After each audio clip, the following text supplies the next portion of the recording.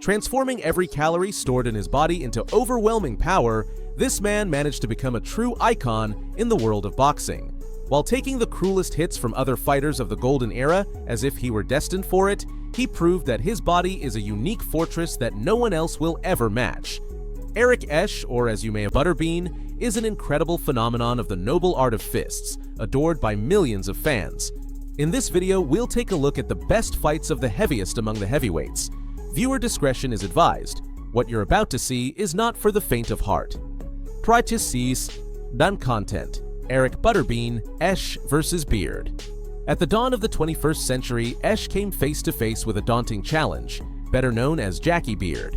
For this fight, Beard had the height and reach advantage and believed he could easily make his modest, chubby opponent sweat. From the opening bell, Beard tried to take the initiative and almost effortlessly landed power shots on his massive target. Not long after, Beard was overcome by a false sense of superiority and decided it would be a good idea to mock ButterBean with great arrogance. Reaching the limit of his patience, Esch tried to fight back, only for Beard to dodge most of his greasy punches like a ninja capable of escaping any dangerous situation. At one point, the cocky fighter felt so certain of victory that he started dancing in the ring, as if celebrating prematurely. However, Eric didn't seem affected by his rival's disco-fueled arrogance. After refueling during the break with some chocolate syrup, he awakened his beastly appetite for revenge. From that moment on, ButterBean absorbed every one of Beard's punches as easily as he would devour crispy, spicy wings after the fight. And Bean says, come on. He's more of a pro style than he is a tough man style. Right, because Bean just wants to punch it out. Bean just smiling through this round.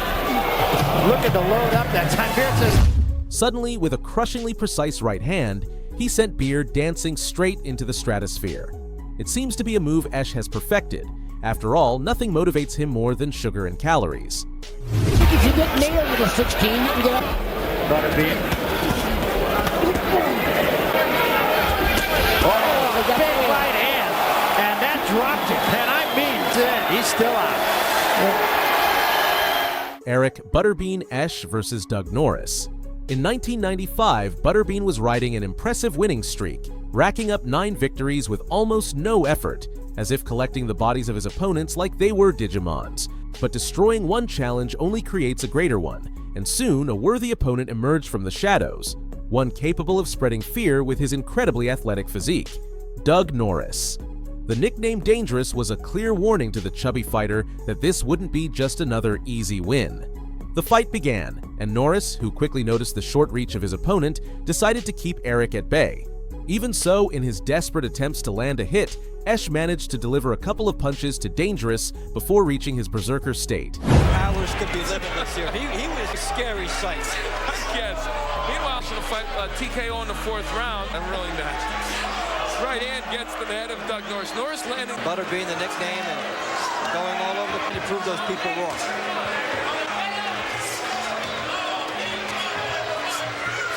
Thingy coming forward with some good shots. And you're seeing some tough windmilling by ButterBean. He still has that. Completely stunned by this explosion of cholesterol, Norris dropped the idea of securing an early knockout.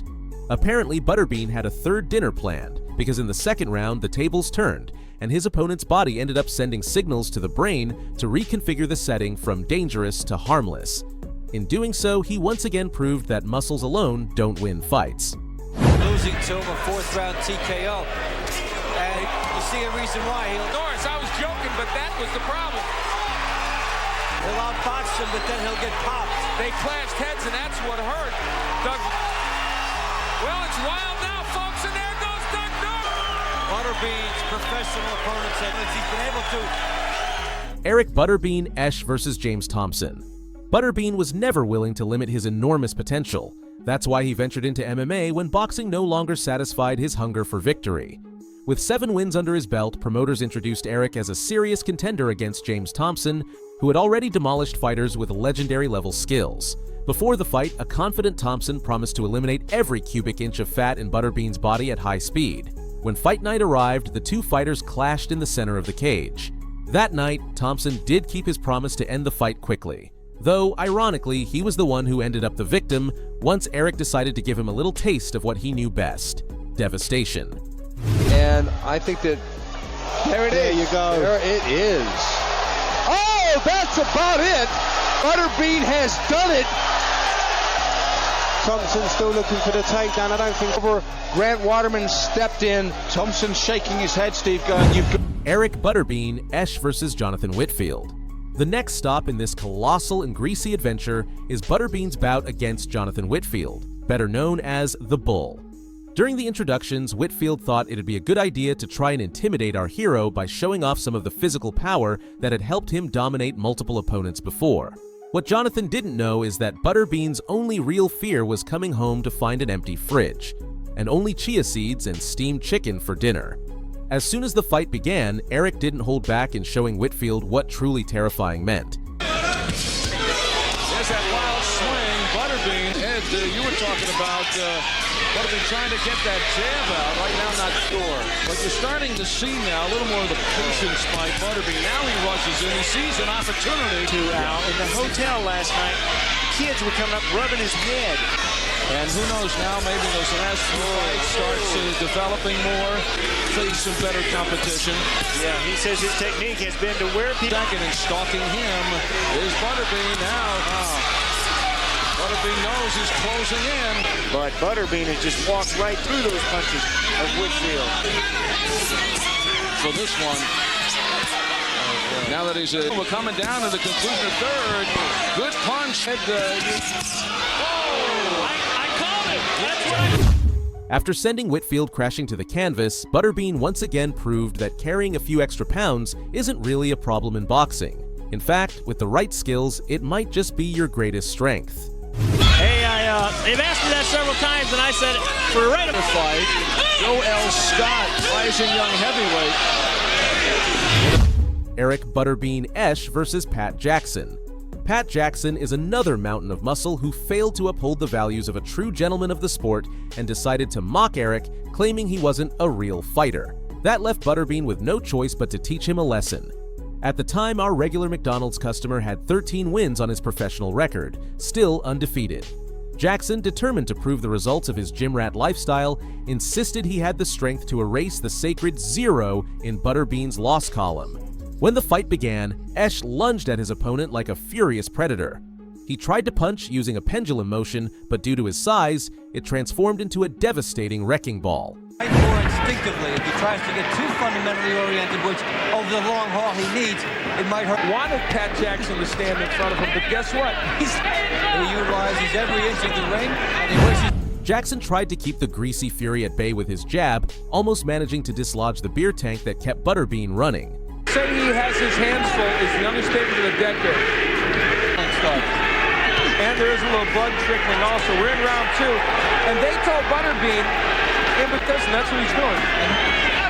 Now he is in his element. Then, as if possessed by some obese spirit of war, Esch charged forward blindly in a rampage, destroying everything in his path, including the referee. They are into this fight.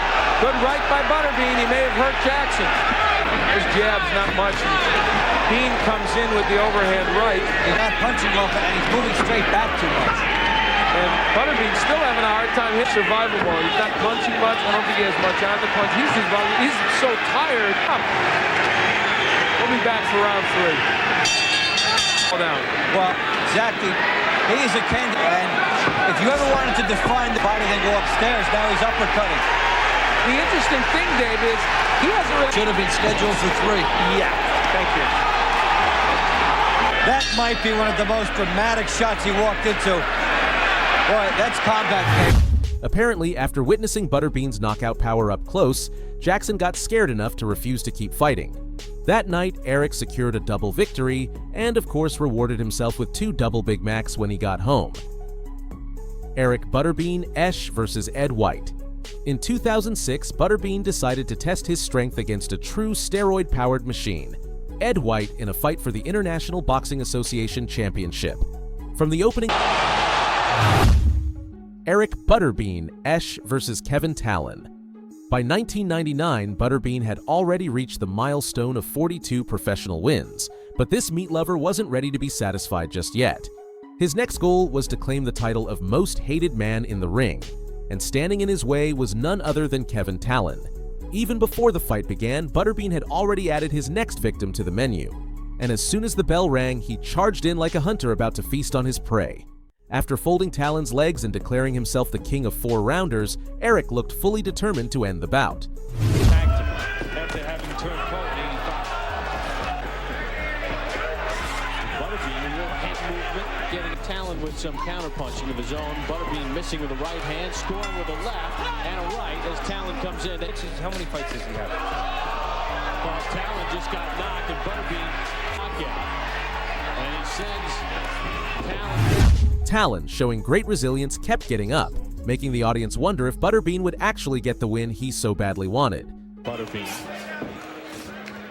And ButterBean comfortably in control in this form. Continues to pound the overmatched Talon. Tall Jones, the great defensive lineman from the Dallas Cowboys. Didn't do too well. At one point, it even seemed like Esh had been possessed by the evil spirit of death. Relentlessly continuing the punishment, the god of cholesterol decided to end Talon's defiance by sacrificing him against the ropes and putting a stop to the fight. Shaquille O'Neal would beat him because he's a bigger guy, he's a big, strong athlete. No, when he gets in the ring, all of a sudden, psyche. It's a whole different sport. But the way Talon gets This is obviously a wide. So a lot of time, Talon doesn't make them.